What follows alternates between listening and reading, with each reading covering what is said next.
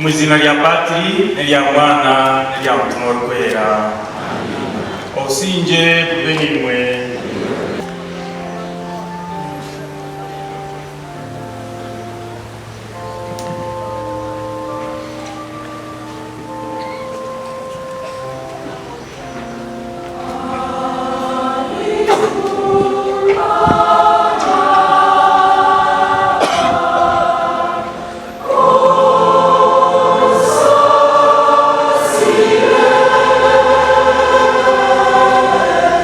Amen.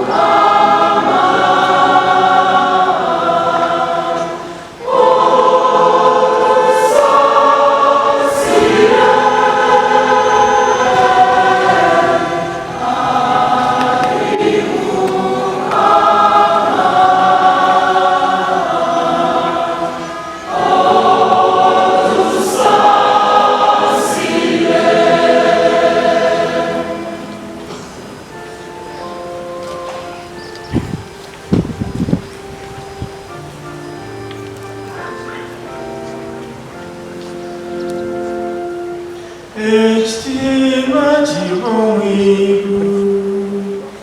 ari ruhanga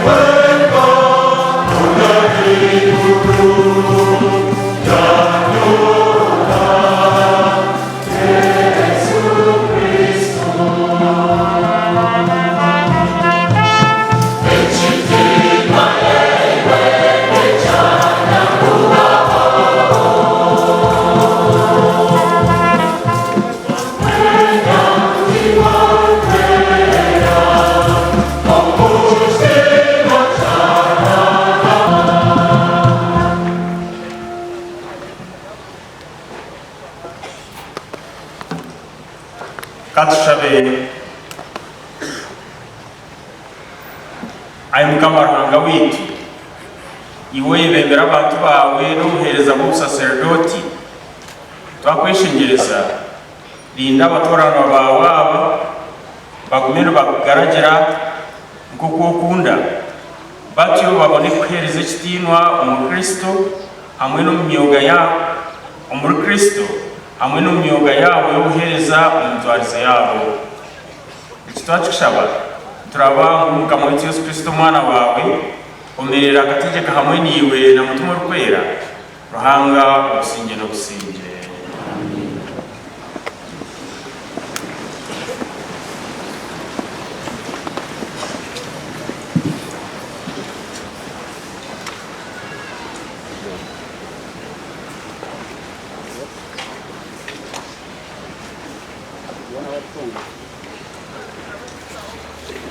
Mutuma wa Mukama Ruhanga ari aharinde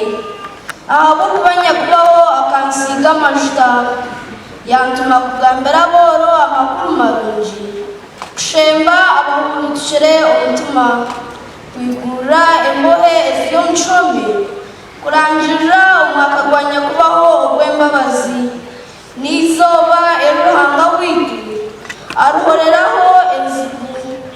kuhumuriza boona abarikuganya n'okuha abarikuganyira omu Siyoni ebishaba by'ebirabyo omu mwanya gw'iju, amajuta g'okubareetera okushemererwa omu mwanya gw'okucura, kubaha omunagiro gw'okwesiima omu mwanya gw'okugira omutima gw'obujune, ngu babone kwetwa ebiteshikiriire ei nyakubaho yabiire kumuhiisa ekitiinwa. Ekigambo kya Mukama.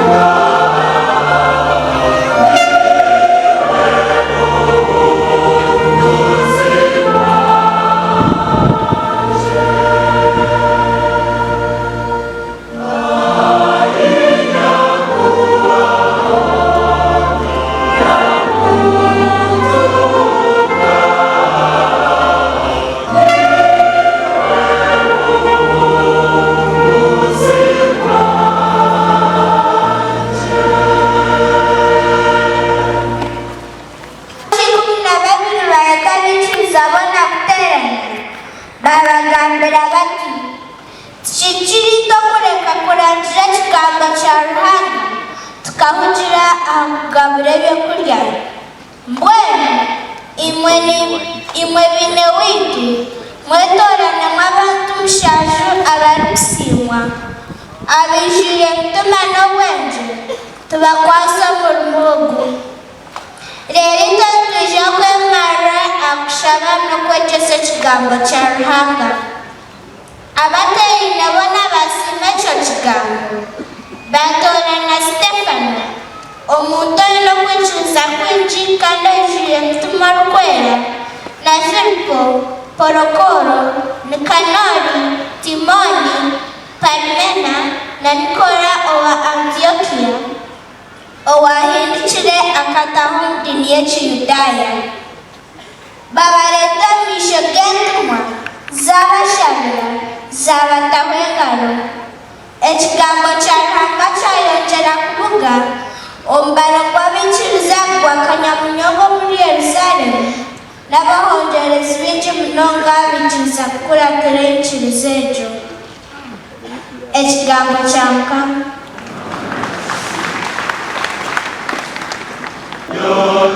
Giratorium sacerdoti Vironiona.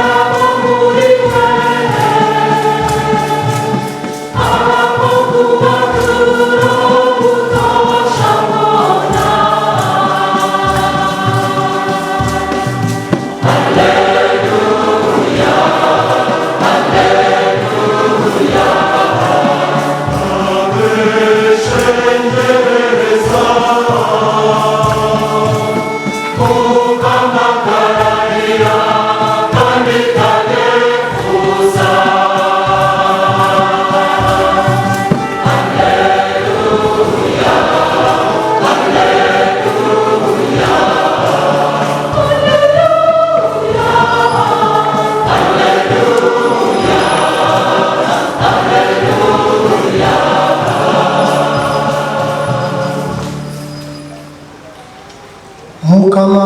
abe nammwe.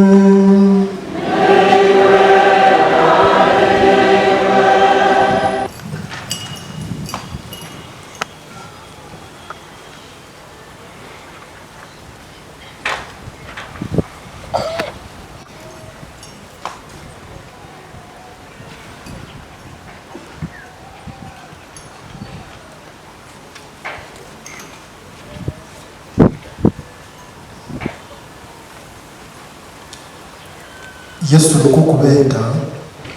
akabagira ati nimumanya uko abategeki b'abanyamahanga babategekesa Ikama kandi n'abakuru baabo ko baragize ubushobozi icyo muri imwe tukokerwa konka wena uri kwenda kuba mukuru muri imwe abo muhereza wanyu kandi wena uri kwenda kuba uko baza muri imwe abo muhugu wanyu kuko umwana w'umuntu atagizire kuherezwa kure ko kuhereza no kwayamagarage kubekarabu yabinji amakuru marungi ga Kristo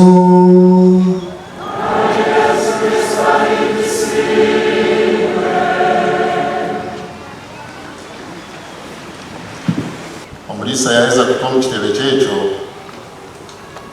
iza kweta mukuru rweto abwa kidayisizi yambarra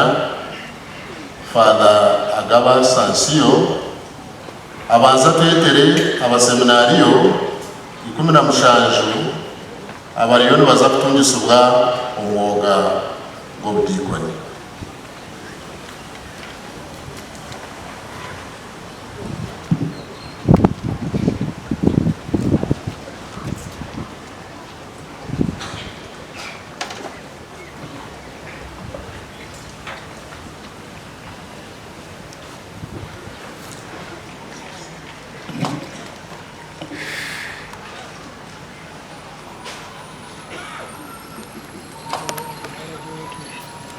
abarukuza kutungisibwa obudikoni biraha Derek Aizuche Uwibanda Parish nduho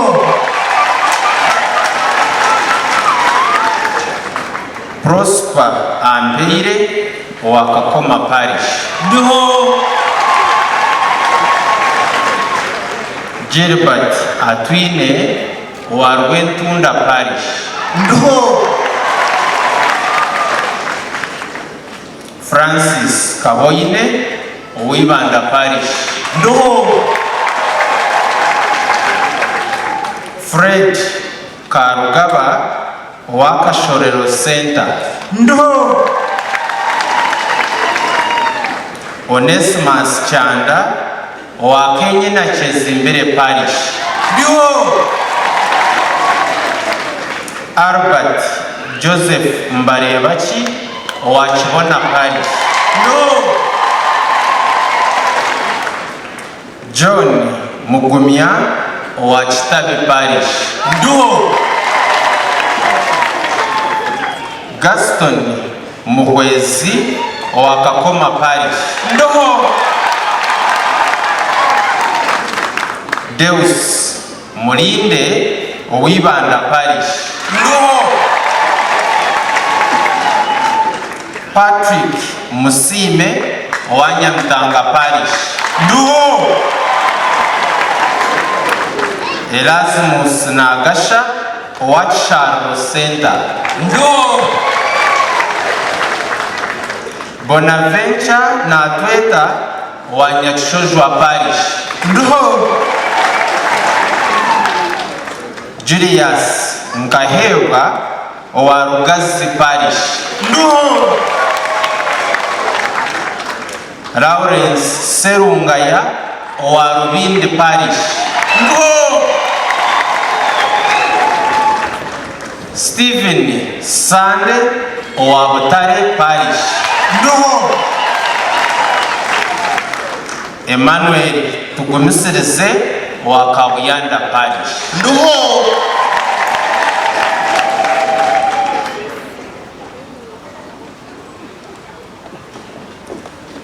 Gweno bashendekerezibwa abazire babo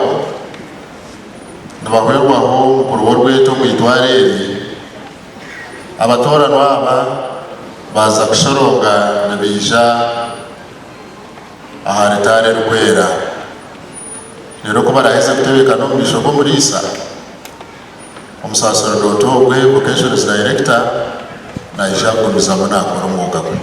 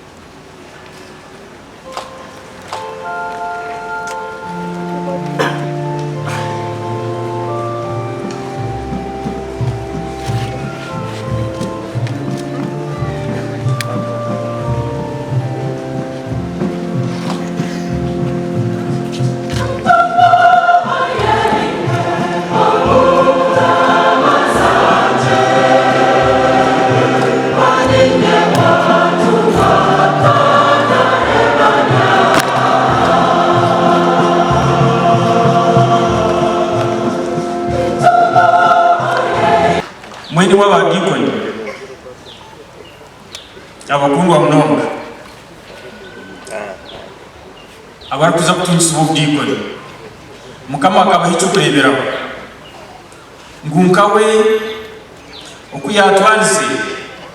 nimwe mbere uko mwatwaza nahabwo icyo nk'abadikoni nuko kugira ngo abahereza ba Yesu Kristo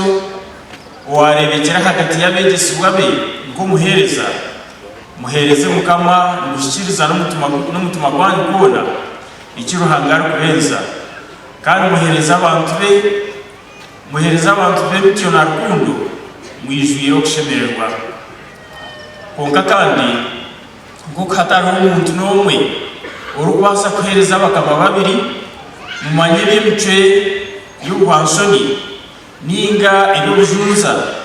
ngo kukuba kushumbira abantu batashyikiriye rero imwe numaragirwa kuba bashija b'imice mirungi mwijwiro bwenje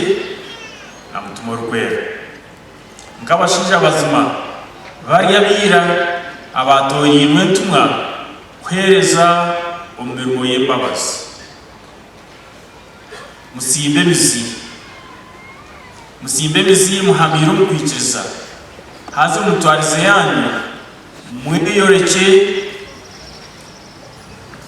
kumwerire kimwe kandi kumutari kubasa kutekatekwaho ninga kugangwaho akantu kona akabi omumisho ga ruhanga n'agabantu ngo kishemerera abahereza ba Kristo n'abagabuzi b'amabanga ga ruhanga mutarekera umwikiriza kufa amasuku umuryebyo ibyamakuru marungi garuka baraganiza manyimwe muragirwa kurura ikigambo cya ruhanga kandi mukakirangirira ikigambo cya ruhanga icyo muri kurangirira n'akanwa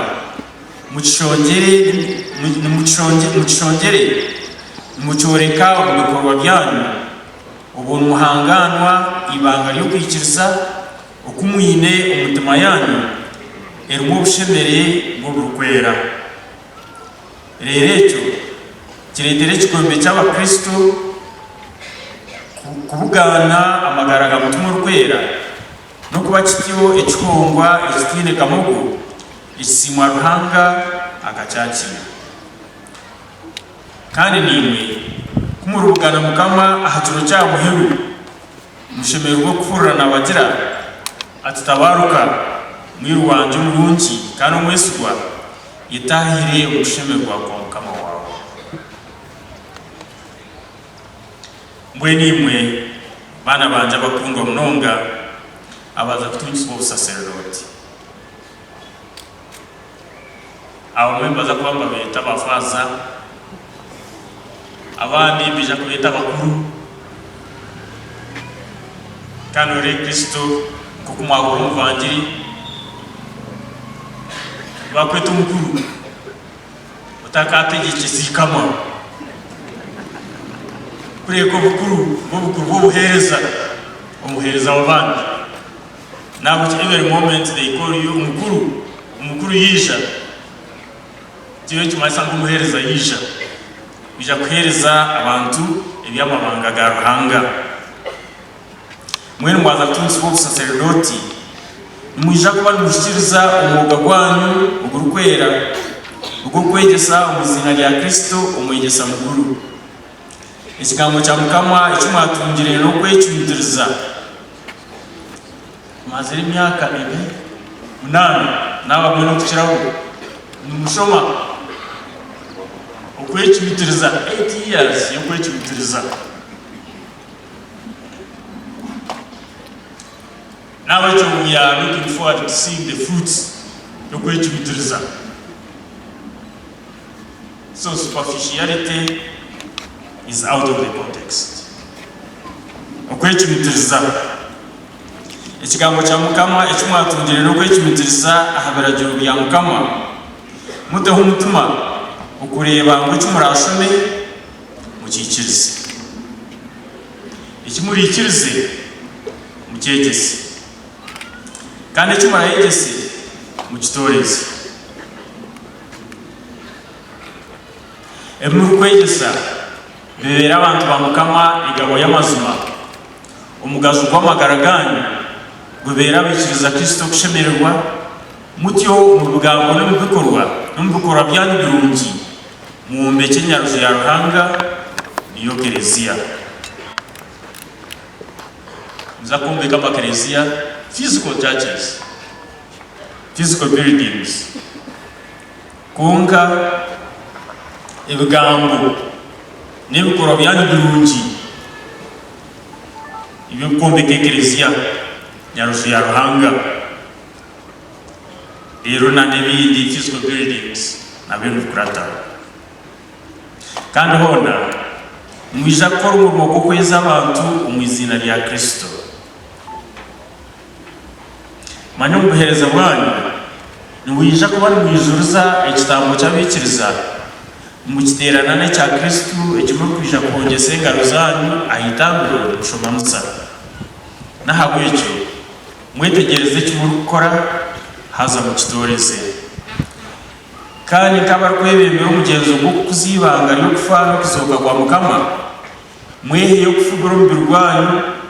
mu gutuyisengesho mbizona mubone kugendera mu magara masya mwabana batiza abantu mbarundanira mu rugano rw'abikiriza Ruhanga mwabana basasira eby'umupenitensiya mu izina rya Kristo n'irya Kereziya mwabana mugumya barwire mbasiga amavuta garukwera mwabana mwebembere imigenzo erikwera iyo kushomera hamwe mwabana muhimsa kandi musima Ruhanga mushara za Belvario izishaha za buri izuba izimuri kongera Ruhanga ibintu mukora tahagwa bikiriza bonka kureka nahawe Siyona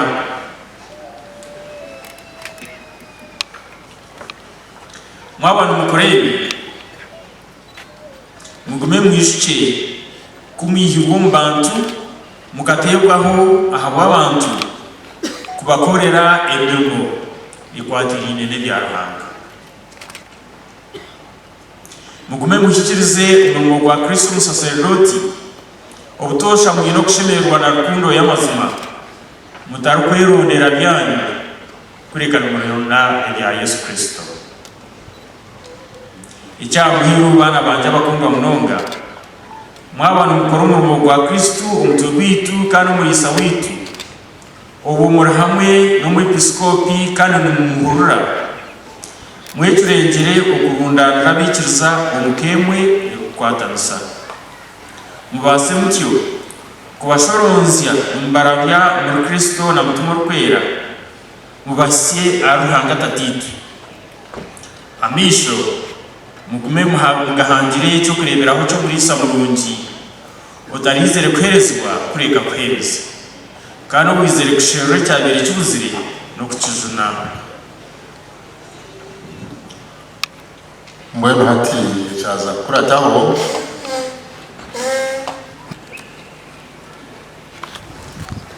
nonda kabisa kunta muchitimwa no kumburra amwe n'abari kumburra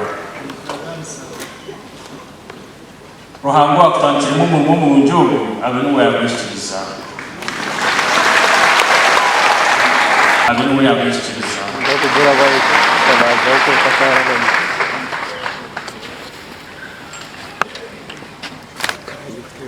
nonda kabisa kunta muchitimwa no kumburra amwe n'abari kumburra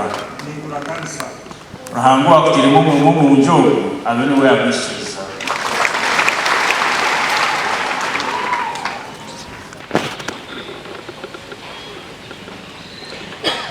ndaganisa kunta muchitimwa no kumburra hamwe n'abari kumburra akutira mu njogo abenu yabishiriza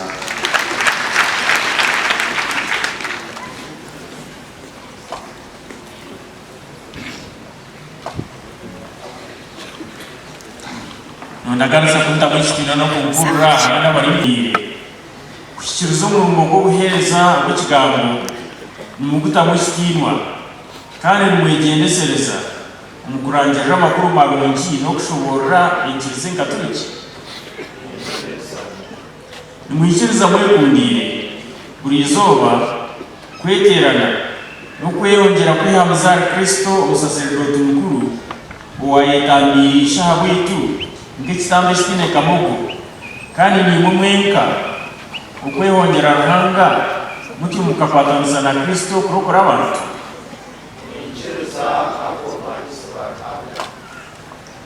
nabo kabari ababaza baza kuragarisa ubuhurezi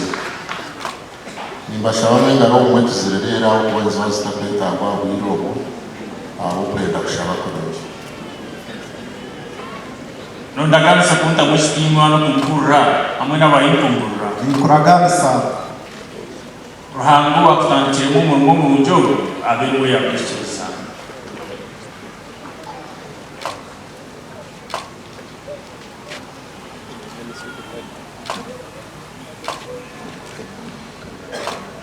Nondaganisa kunta mwishitimu no kumpurra hamwe n'abayimpungurra nkuraganisa Ruhango akutangiremo umurimo mu buryo aberewe yakwishiriza.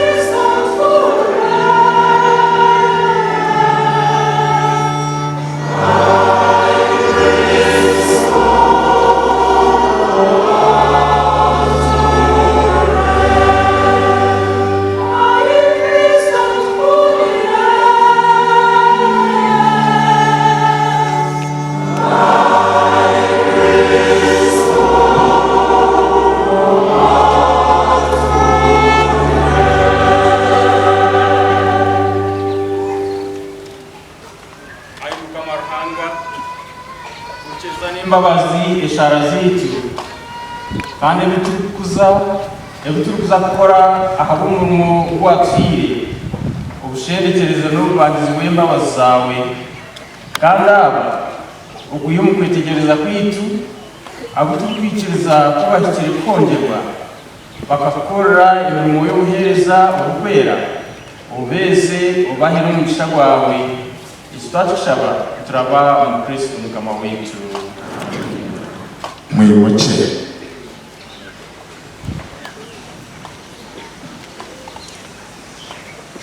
ubwahata bari abadikoni mwaza kuba mu rugerero mwagaruka mu mwanya gwanyu rero abo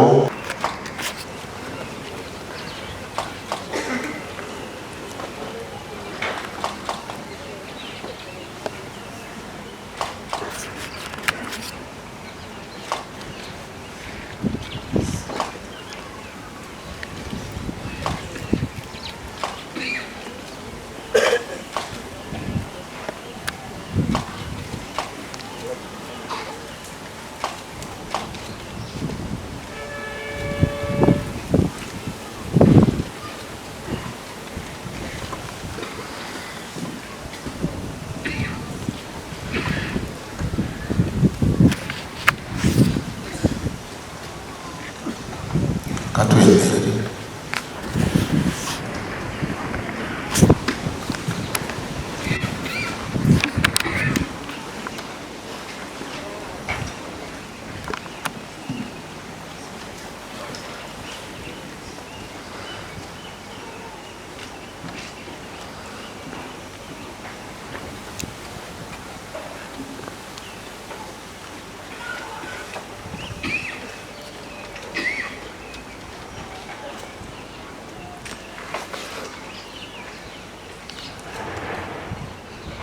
ayo ruhango umushobozi wa byona bahinyite utubanjire n'amani gawe manya niwe birugogo kitinwa cyona kandi niwe utabuyomwe umwanya gwe hazuka muhumurimo ugwara kwererezemu iwo butosha tohinduka konka kandi orinde bihangwa byona ubutebekaniza no buhindura busya noraba mwana wawe Yesu Kristo mukama witu kigambo wawe kandi mwana gawe kandi ubwenge bwawe ibintu byona mbureberezi bwawe ubutine kubanza kandi utahwaho ubireba butakabireho kandi burusinge bwona ubutebekanisiza ibushemerire Eklezia yawe mbere rwa Kristo nuwerabe erimu butashana ahabwe birungi byo mu iguru ebitari gushana ebyojya ntabwo abagirumu buri umwe okuba w'umutano ahari mugenzi we ahabwe ingabirano zitari gushana izobaha konka kandi ogiterana ebemwe noginywanisa n'itebekanisa yawe y'iteka ryo bumwe uri kutangaza igumiza mwetyo nekura ihanguha ebanyaruji yawe hamere ubuhereza bw'umuringo gwawe ukwera ukabuta mu matembezo ashatu kuwanurira ikitinwa cy'izina ryawe ukurugira kimwe ahakubanza ukatorana batabanu ba Levi ukuba bahereza b'urusisira rwawe urukwera wabakundira n'ingabirano iyo umugisha gw'empungurano ukutaribihwaho ibiro byona kandi hona Eklezia yawe ubiyabire n'ikibanza intumwa z'umwana wawe uboneza habura mutumwa rukwera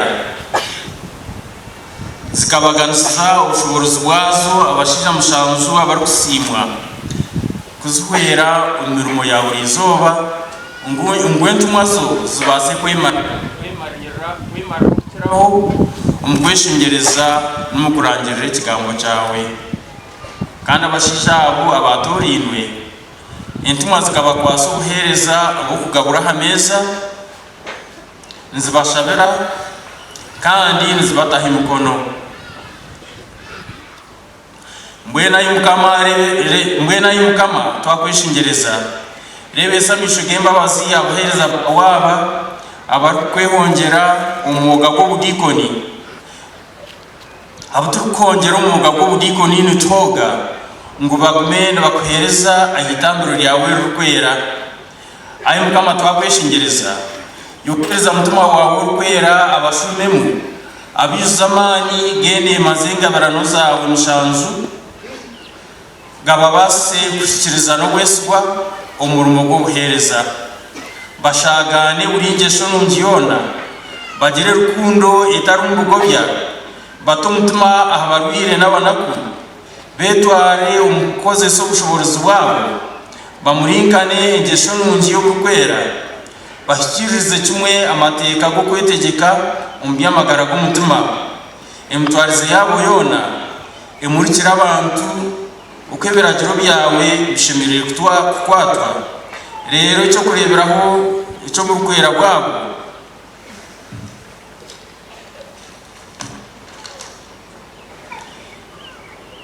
cyetereze ikikombe cy'abantu bawe cy'ukwera kubatoreza umugesho nungecyo nibakagume bari barungi bahamire ahari Kristu batari kunyiganyiga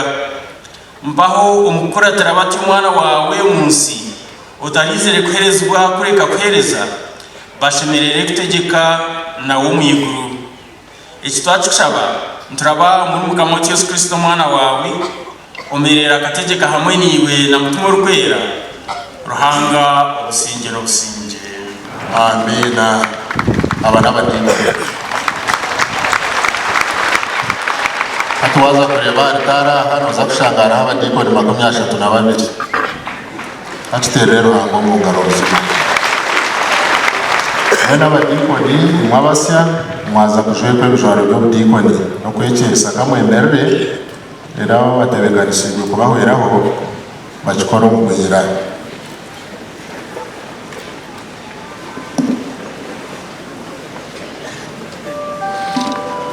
mbaho ngo kutwaba kutomisho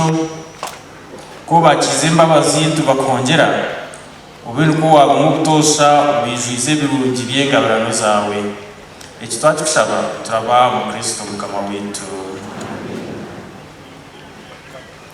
abandi kamushitari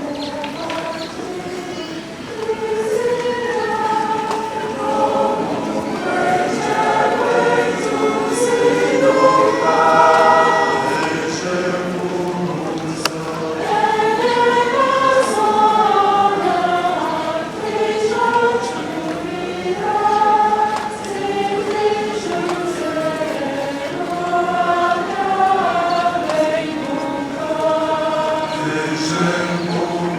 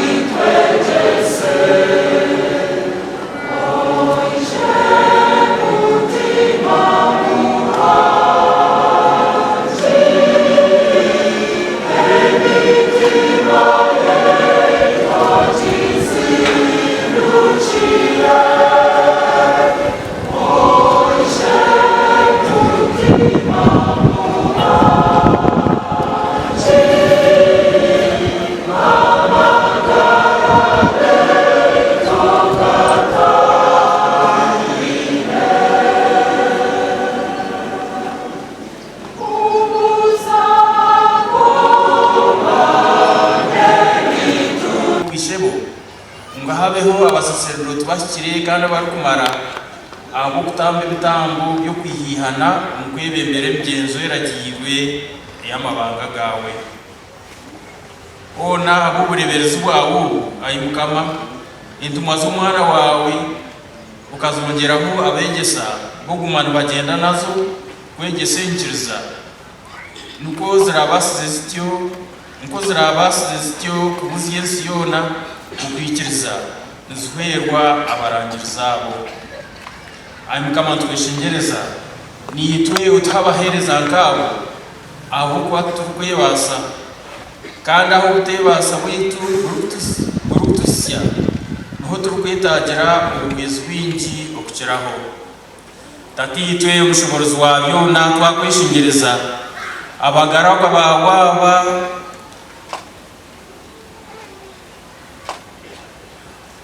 habagaraga bawaba ubushobozi bw'obusaserdoti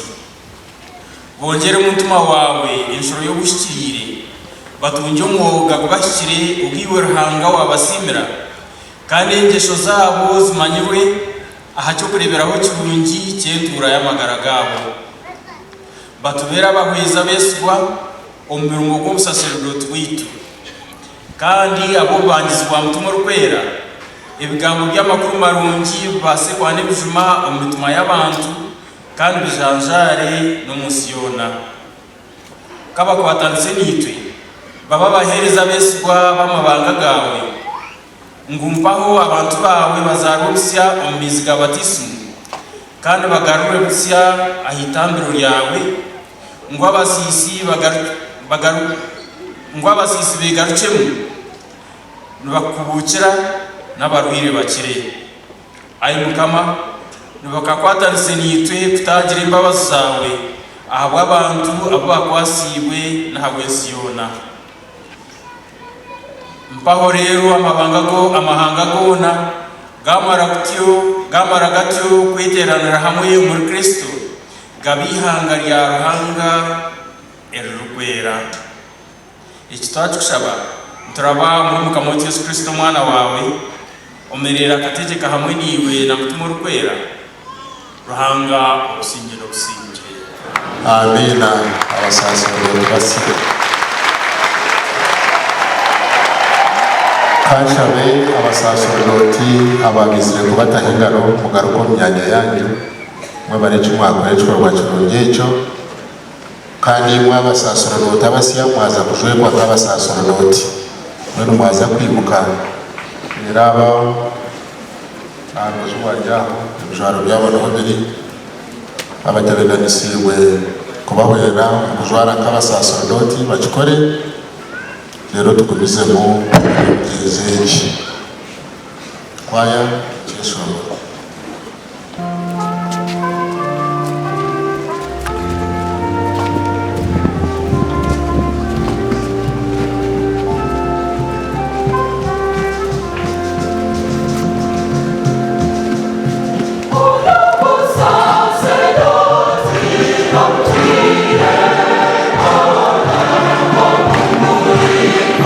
Amen.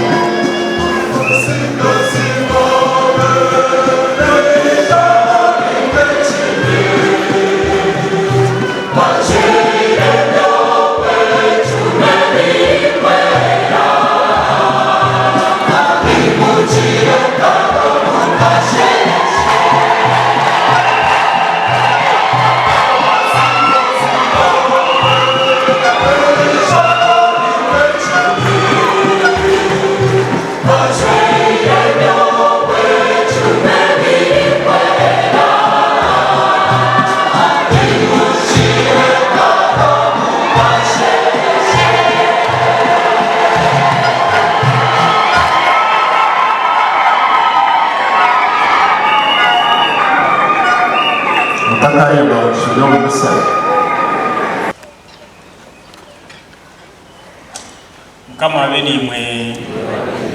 numsi mtuma yanyu sime mkama rahanga witu mukama tatu kwera rahanga umushoborozi wabyo n'ubutwire zumazima kikire kandi n'ikirungi azane cyo kutisi yakorokoka ito gutosha ntantona ukusimira mu mukama witu Yesu Kristo umusaseredoti nyiteka kandi utahwaho uwatirihe kitambo cyo kugumaho nuwe yabanze kwitambira ngo aturetera amagara nito akaturagira ukugumantunga ikitambe cyo aho kumwishikiraho umbirugwe ugwatambirwa hagwitu nugutugumya twabantu kuriya kandi shagamaye yasheshekera hagwitu netwozya twabantu tuginywa nahagwecho katweterane n'abamarika nabo mukari kigurubona turangane ikinwa cyawe tuyimukiza hamwe nabo cy'ishunguri kitaremura tugumize tuti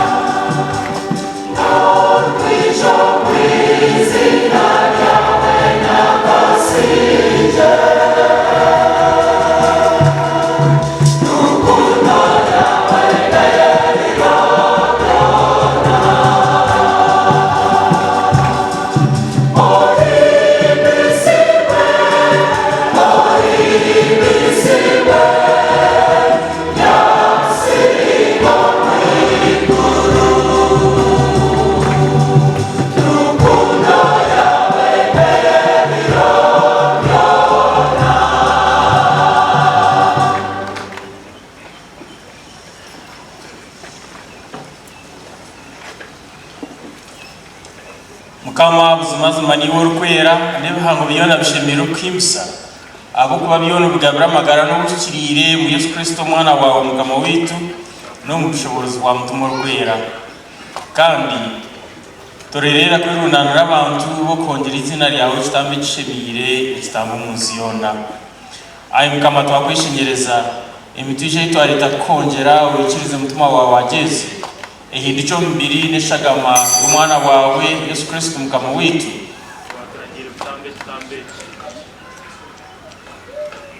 omukiroti yarebeziweho akakwata umugati yakusima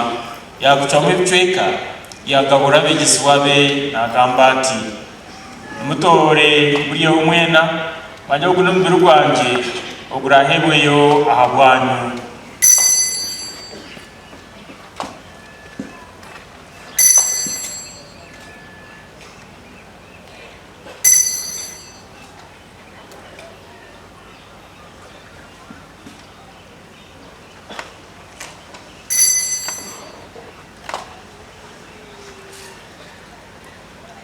Kubahereze kurya yakwata n'ekikopo nabwo yakusima yakikwasa begesibwa nagamba ati mutore buriyo umwena manye kine ekikopo ky'eshagama yanje eshagama y'endagaano ensya kandi y'obutwire erashishe ekyahabwanyu n'ahabwa bingi babone kusasibwa ebibi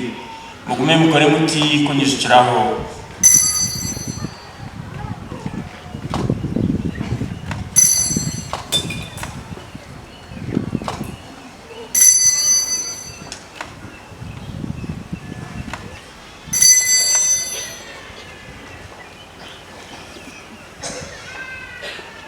Ibanga ryo kwikiriza abo umusharaba gwawe abo kufa no kuzoka kwawe ukatucungura mu buhuku niwe mujuru wensi namwe mukama ntijuko kufa umwana wawe yayimira abo kuturokora no kuzoka kwe kw'ekitinwa no kutemba kumwiguru kandi tinikikaca mutangirira nagaruka rero ntukusima tukongera ekitambo ky'ekifurire kandi kirukwera twakweshengereza yakira omutija gw'ekereziya yawe otoro wahongwa wakunzire kutugaragariza niwo mu kwetamba kwe kandi twabarisibo mbere n'eshagama ye otwize mutima rukwera tubumbire gumwe n'umutima gumwe muri Kristo. Wewe nka atindira omutija gwawe gw'obutwire tubone kubagana empongorano n'abashikirire bawe muno muno Mariya Shigine nyina Ruhanga omuyirwa Yosefiba n'entumwa n'abajurezi n'abakirire bona obuturukwesiga guma tukwerwe eshara zabo ayo mukama ekitambo eki kyokugarukana niwe kyongere kubukaza n'okurokora ensi yoona kandi abantu bawe abakiga omu nsi obahamye omu kwikiriza na rukundo omu bumwe n'omuheereza wawe papa wetu Francisco n'omulisa witu Lamberto n'abaliisa abandi hamwe n'abaheereza b'abantu bawe kandi naboona abo wayetungiire tatiita omunyambabazi kurro kushaba kwekeji iwateraniro misho gawe kandi abana bawe abo watatine obegarurire obagirire embabazi obegarurire.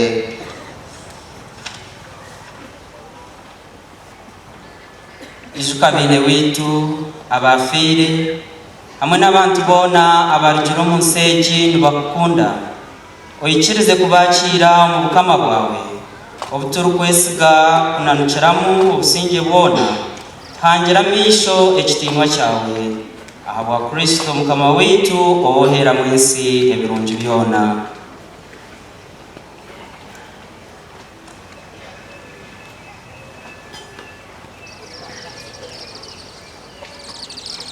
ahawe hamwe nawe kandi muruwe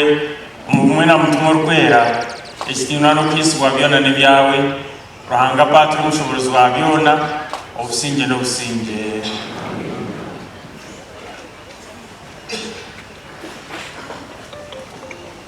omujoni nko kuyatwagwire no kuyatwegise katwihangane tuti tatito omwiguru izina lyawe litinwe obukama bwawe bwije ebyokunda bikora omu nsi nk'oku bikora omwiguru otera izoba egabo ry'obutosha otusasire bitu nk'okutusasira abatushagiza otatureka tukohebwa kureka otujune omubi ayi mukama twakweshengereza tujune akakukona tube n'obusinge omu magaraga rero abo kubanjirwa amaani g'embabazi zawe tugume obutosha tujunirwe ekibi kandi tukingirwe akatabanguko koona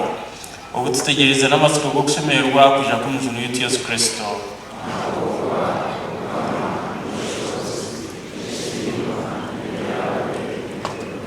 ayi mukama Yesu Kristo agambire entumwa zawe otunabasigira obusinge nabaho obusinge bwanje otafa habi bwitu kurekankyirizaho ekereziya yawe abarukundo yawe ky'obusinge n'obumwe iwomerero kategeka obusinge n'obusinge obusinge bwa mukama benimwe biro byona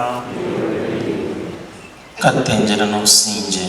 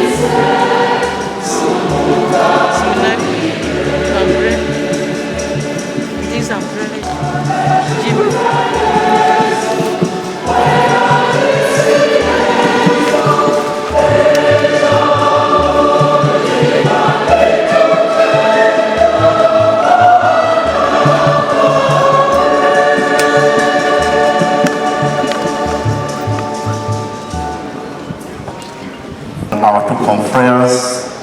Father Collins Kananura and Father Evaristo Rukundo. Thank you very much. It is indeed with your consent, your support, and of all the entire faithful of Mbarara Archdiocese that I stand here to send them out on mission. This sending out on mission is also a sign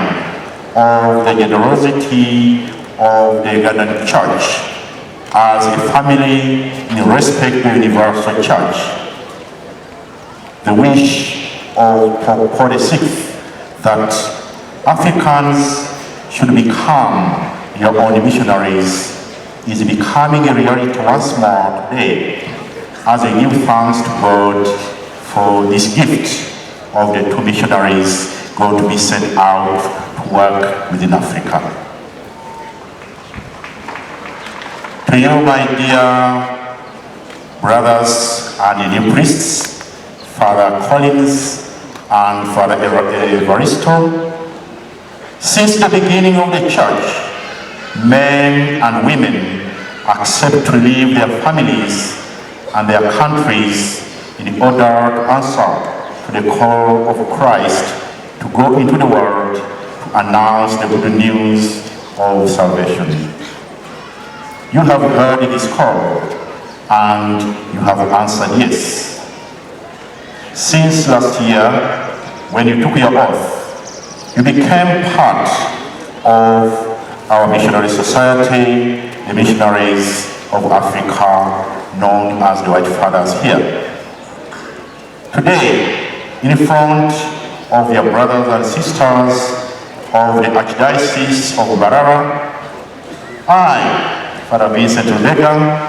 on behalf of the Superior General of our society, I officially send you out to mission. First of all, I send Father Collins Kananura. Father Collins Kananura, I am sending you to Ethiopia.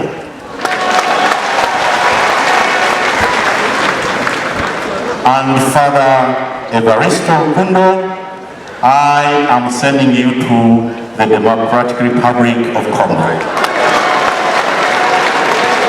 And I am sending you there on behalf of the society to be witnesses to the gospel. And now I invite you one by one to come forward and accept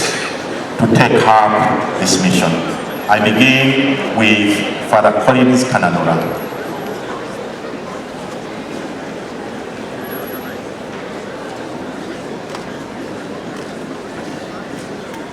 Father Vincent,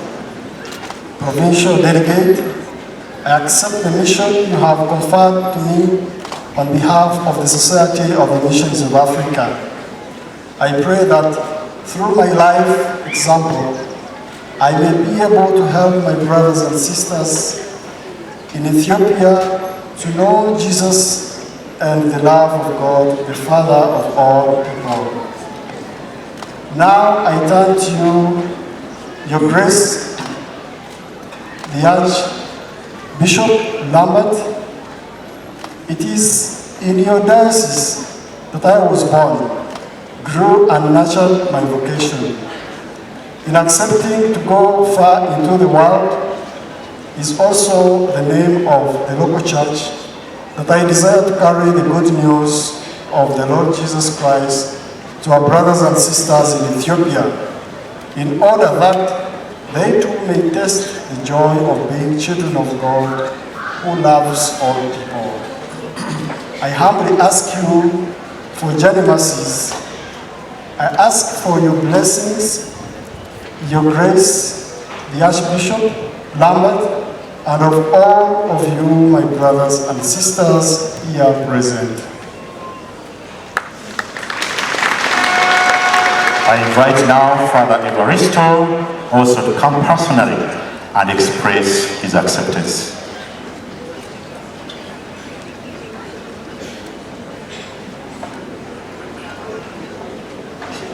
Father Vincent, the provincial delegate, I accept the mission you have conferred to me on behalf of the Society of the Missionaries of Africa. I pray that through my life example, I may be able to help my brothers and sisters in the Democratic Republic of Congo to know Jesus and love of God the Father for all humanity. Now I turn to you, Your Grace, Lambert Beinomshad, Archbishop of Mbara Archdiocese. It is in your diocese that I was born, grew, and nurtured my vocation.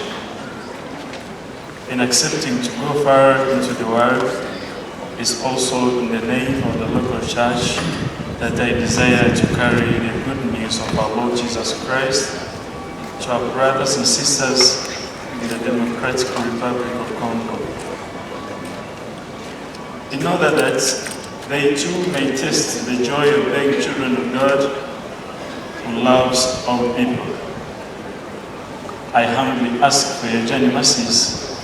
I ask for your blessings, your grace, and of all of you, my brothers and sisters here present. Now I invite you to go before the Archbishop and receive his blessing as your blessing. Please go there.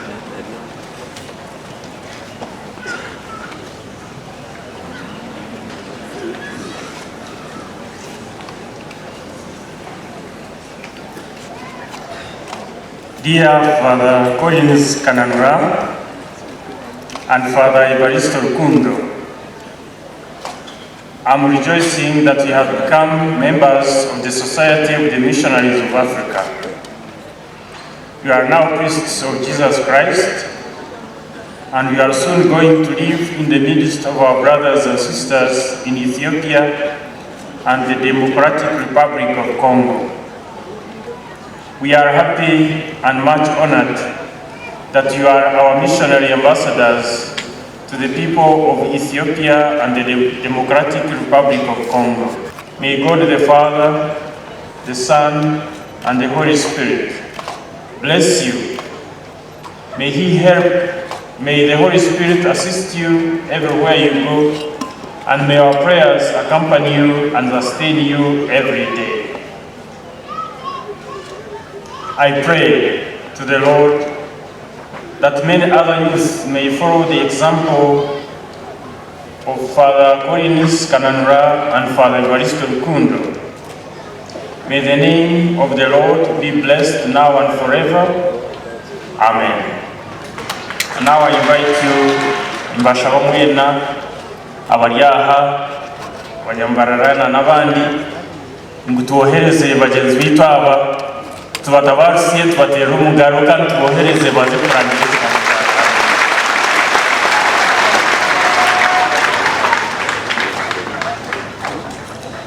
Now to entrust. Enda kubahereza ibaruha izo kubahamya ngo batumwa ubusaserdoti,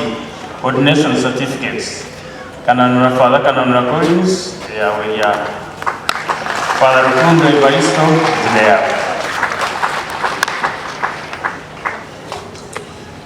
To entrust these priests into the care of the Blessed Virgin Mary, all his confreres, missionaries of Africa, and the missionary sisters of Our Lady of Africa here present are invited to come forward to sing together the Sancta Maria, the hymn of the Society of the Missionaries of Africa, the White Fathers and the White Sisters. So all those members, please come forward and sing the Sancta Maria.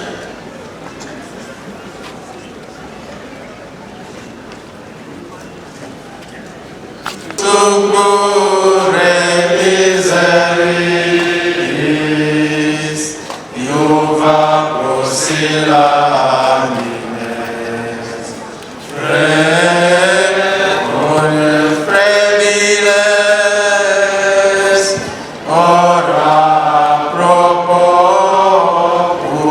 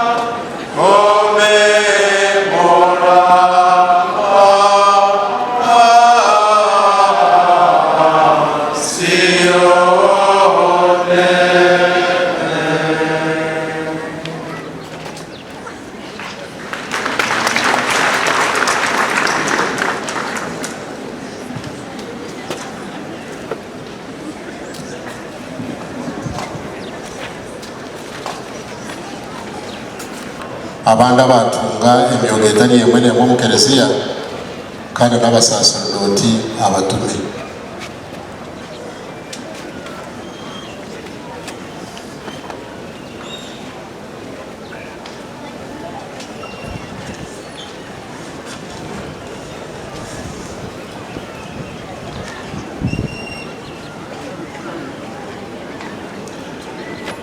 ninja kuhereza ebaraha ekuhamya ngu abasigaza aba batunga obusaserdoti ordination certificates hamwe n'ebaraha ekubahereza obushobozi okugaba amasakaramentu na munonga isakaramentu ya penitensia omu itwara eri hamwe n'ebaraha y'okubatuma aho baruza kutura no gukorera.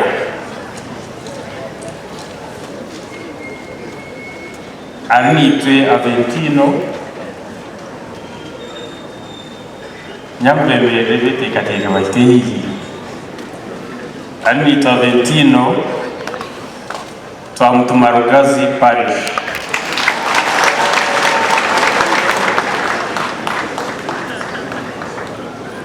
Ronald atujikire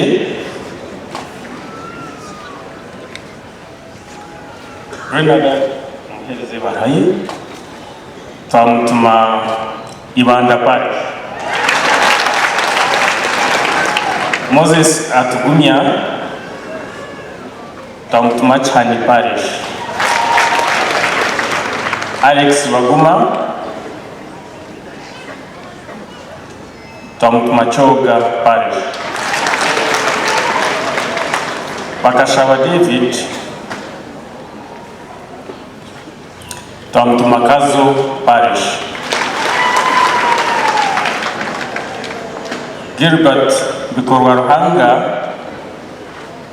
watumwa Rwenkobwa Center. Nicholas Mubanjizi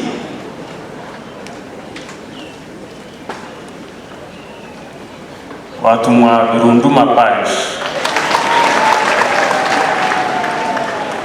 Emmanuel Ruchunguzi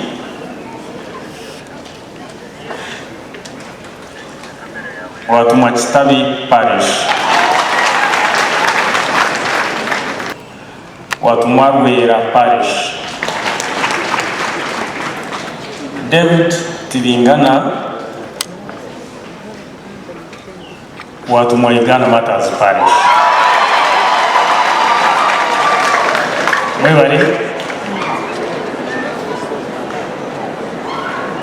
So certificates z'aba diponi mumuje muzakire.